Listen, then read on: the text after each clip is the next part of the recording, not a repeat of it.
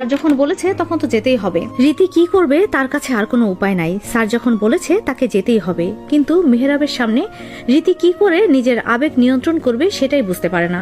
তবে যেহেতু স্যার বলেছে যেতে তো হবেই, তাই রীতি নিজেকে সামলে স্টেজে উঠে পড়ে।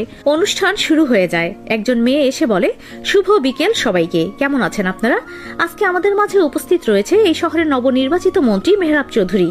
উনি একজন যোগ্য নেতা। আজকে এই অনুষ্ঠানে উনি এসেছেন, তাতে আমরা সবাই খুশি। তবে সময় হয়ে গেছে অনুষ্ঠান শুরু করার, তাই শুরুতে সবাইকে গান গেয়ে শোনাবেন অনার্সের প্রথম বর্ষের ছাত্রী নুসরাত জাহান রীতি। রীতি নিজেকে শান্ত করে গান গাওয়ার জন্য প্রিপারেশন নিতে থাকে। তবে মেহরাবের এসব গান বাজনা নিয়ে কোনো ইন্টারেস্ট নাই, তাই সে ফোনে ভিডিও দেখতে থাকে। কিন্তু হঠাৎ করে একটা সুন্দর গানের ধ্বনি ভেসে আসে। মেহরাব এত সুন্দর কণ্ঠ আগে কখনো শোনেনি। মেহরাব চোখ তুলে দেখে সামনে বসে থাকা মেয়েটির দিকে। কেন যেন এই মেয়েটাকে বেশ পরিচিত মনে হচ্ছে তার, কিন্তু কোথায় দেখেছে তা মনে করতে পারছে না। তবে এই মেয়ের চুলগুলো নজর কাড়া সুন্দর করে বেনি করে রেখেছে। তার চোখ দুটো নদীর জলের মতো স্বচ্ছ, যেন অদ্ভুত মায়া রয়েছে সেই চোখে। শাড়ি পরা মেয়েটির দিকে মেহরাব এক পলক তাকিয়ে রয়েছে, যেন এক মায়াবী পরী বসে রয়েছে। রীতি চোখ বন্ধ করে শুধু নিজের গানের দিকে মনোযোগ দেয়। তবে একটু সময় পর গান বন্ধ করে। রীতি যাওয়ার সময় মেহরাবের দিকে তাকায়নি, কারণ এই লোকের দিকে তাকালে তার শান্ত মনে ঝড় উঠবে।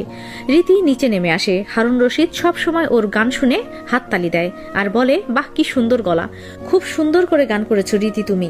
মেহরাব গান শুনতে শুনতে হঠাৎ করে সবার হাততালির শব্দে ঘোর কাটে।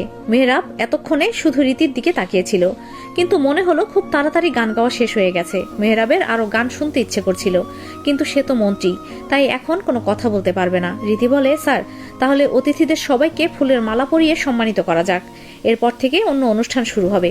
কিন্তু রীতি, তোমার না মাথা ব্যথা, সেজন্য তুমি শুধু গান করলেই হবে? আরো মেয়েরা রয়েছে, তারা ফুলের মালা পরিয়ে দেবে অতিথিদের। স্যার জীবনে অনেক বড় বড় ব্যথা সহ্য করেছি, তাই এই ব্যথা কিছু না। যখন এই অনুষ্ঠানের দায়িত্ব আমাকে দেওয়া হয়েছে, সেই দায়িত্ব ঠিক করে আমি পালন করব। সিমি, ফুলের মালা নিয়ে আসো, বরণ করতে হবে অতিথিদের, আর অবশ্যই মেহরাব চৌধুরীকে। মন্ত্রী বলে কথা, আপ্যায়ন তো করতেই হবে। চলো সবাই। রীতি আর কলেজের অনুষ্ঠানের জন্য নির্দিষ্ট করা মেয়েদের সবার হাতে ফুলের মালা ধরিয়ে দেওয়া হলো। এরপর সবাই স্টেজে উঠে পড়ে এবং বিশেষ অতিথি আর প্রধান অতিথির কাছে যায়। সবাই এক এক করে ফুলের মালা পরিয়ে দেয়। এবার রীতি ফুল পরিয়ে দিবে মন্ত্রী মেহরাব চৌধুরীকে। মেহরাব সামনে দাঁড়িয়ে থাকা মেয়েটাকে দেখে, এটা তো সেই মেয়েটাই যে একটু আগে গান করলো। মেহরাব সত্যি মেয়েটার মায়ে পড়ে গেছে। কি সুন্দর রূপ, কি দারুণ গানের গলা, এক কথায় অদ্ভুত সুন্দর। মেহরাবের মনে হাজার ভাবনা এই অচেনা মেয়েকে নিয়ে। আসলে কারো প্রেমে পড়লে তার সব জিনিসই বোধহয় ভালো লাগে। যদিও মেহরাবের মনে প্রেমের ভাবনা, কিন্তু রীতির মনে শুধু ভয় রয়েছে আর চোখের কোণে এক বিন্দু পানি। সামনে দাঁড়িয়ে থাকা মানুষটার সামনে নিজের আবেগ নিয়ন্ত্রণ করতে পারছে না।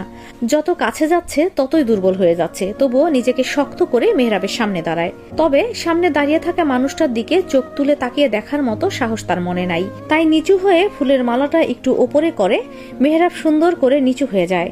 রীতি ওকে মালাটা পরিয়ে দেয়। তবে প্রথমে সে মেহরাবের এত কাছে এসেছে, তাকে ছুঁয়ে দেখতে পেরেছে। 2 বছর আগে যাকে মনের সবটুকু জায়গা দিয়েছিল, সেই মানুষটার কাছাকাছি আসতে পেরেছে সে। মেহরাব এতক্ষণ সময় ধরে নিচু হয়ে থাকা মেয়েটাকে দেখতে খুব ইচ্ছা করছিল, কিন্তু একবারও মেহরাবের দিকে তাকায় না। সে চুপচাপ মালা পরিয়ে দিয়ে নিচে নেমে আসে। অনুষ্ঠানে বক্তা বলে, অনুষ্ঠানে আমন্ত্রণ করা সকলকে কলেজের ছাত্রীরা ফুলের মালা পরিয়ে দিয়ে তাদের বরণ করেছে। এখন অনুষ্ঠানে নৃত্য পরিবেশন করবেন অনার্সের প্রথম বর্ষের মেয়েরা। রীতি স্টেজ থেকে নেমে আসে, তারপর একটা লম্বা শ্বাস নেয়। মনে হচ্ছে জীবনের সবচেয়ে বড় যুদ্ধ লড়ে এসেছে আজকে সে। রীতি একটু দূরে সরে আসে সবার মধ্য থেকে। সেখানে এসে নিজের ফোন বের করে দেখে ওর আব্বু কল দিয়েছে 2টা। মনে হয় অনেক লোকজনের আওয়াজে আর মাইকের শব্দের কারণে রিং শোনা যায়নি। রীতি ফোন দেয়। হ্যালো আব্বু, বলো, ফোন দিয়েছিলে কেন? রীতির আব্বু জামশেদ খান। জামশেদ খানের একমাত্র মেয়ে রীতি, তবে ওর আরো একটা বোন রয়েছে ইতি। ওর বিয়ে হয়ে গেছে, একটা বাচ্চাও রয়েছে। রীতি অনেক সময় ধরে অনুষ্ঠানে গিয়েছে আর অন্ধকার হয়ে যাচ্ছে, তাই ফোন দিয়ে বলে, রীতি তুমি অনুষ্ঠান থেকে কখন আসবে? রাত হয়ে যাচ্ছে, আমরা এই শহরে নতুন, তাই তুমি রাত হয়ে গেছে, রাস্তা চিনতে পারবে না, তাড়াতাড়ি চলে আসো। রীতি নিজের আব্বুর কথা বুঝতে পারে, সত্যি রাত হয়ে যাচ্ছে আর এই শহরের রাস্তা এত ভালো করে চেনে না সে। রীতি একটু স্টেজের দিকে তাকিয়ে মেহরাবকে দেখে, তারপর মনে মনে বলে, এই অনুষ্ঠানে থাকার আর কোনো ইচ্ছা নাই আমার। নিজের প্রিয় মানুষের অভিনয় সহ্য করতে পারছে না। মন্ত্রী সাহেব, আপনার কাছে এই রীতি শুধু অতীত হয়ে থেকে যাবে, কিন্তু বাস্তবে আপনি তাকে চেনেন না। হয়তো আমার কথা আপনার মনে নাই, সেই 2 বছর আগে যার জন্য কবুল বলেছিলেন সেই মানুষের কথা ভুলে গেছেন আপনি। কিন্তু আমি এখনো মনে মনে শুধু আপনাকে নিজের স্বামী হিসেবে মেনে গেলাম এবং এই 2 বছর আপনার অপেক্ষা করে থেকে গেলাম। রীতি হারুন রশিদ স্যারের কাছে যায় আর বলে, স্যার, যদিও আমি ঠিক করেছিলাম পুরো অনুষ্ঠানের দায়িত্ব যখন নিয়েছি তখন সেটা সুন্দর করে শেষ করব, কিন্তু মাথাটা আবার ব্যথা করছে। আর আব্বুও ফোন করে যেতে বলেছে, রাত হয়ে যাচ্ছে, তাই চিন্তা করবে। স্যার, আমাকে মাফ করে দিন, কিন্তু আমাকে যেতে হবে স্যার আজকে। ঠিক আছে রীতি, তুমি যখন অসুস্থ আর জামশেদ আমার আত্মীয়, তাই তোমাকে যেতে দিলাম। তবে সত্যি তুমি দারুণ গান করেছো, সবাই অনেক প্রশংসা করেছে। ধন্যবাদ স্যার। তাহলে আমি আজকে আসি, আর কোনো সমস্যা হলে বলবেন, সিমিকে সব বুঝিয়ে দিয়েছি আমি। তাহলে আসি স্যার। রীতি কথাটা বলে চলে যেতে থাকে। শেষবারের মতো একবার মেহরাবের দিকে তাকিয়ে দেখে, তবে এই প্রথমবার মেহরাব ওকে দেখে। দুজনের চোখের মিলন হয় এই সুন্দর অনুষ্ঠানে।